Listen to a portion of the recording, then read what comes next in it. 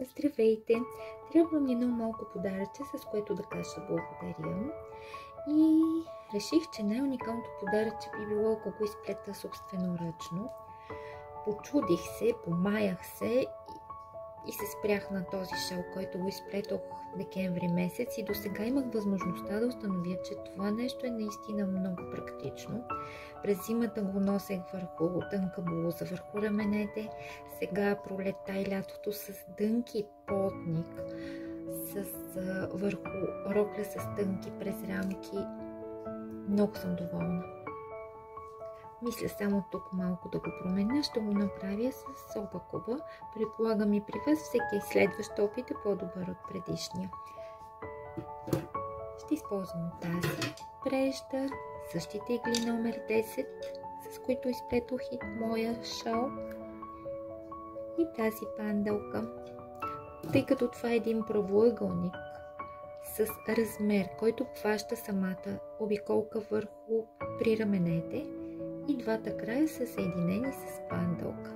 Това е кройката на този шал, ако мога така да го нарека. Също така съм го носила и върху шията, омотан 2 пъти. Страхотен е. Много ми харесва и много съм доволна от това ми дело. Нека да видим как ще се получи сега този подарък.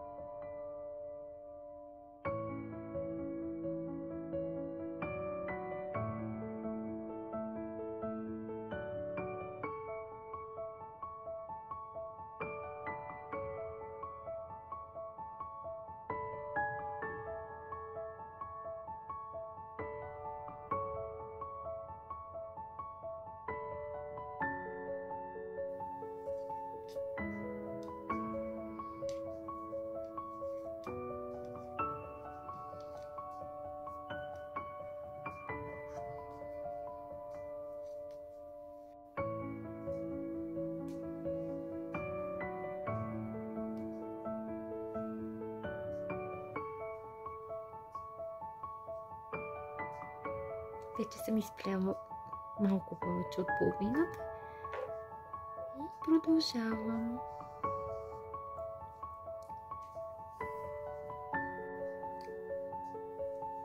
Скоро ще бъде готов.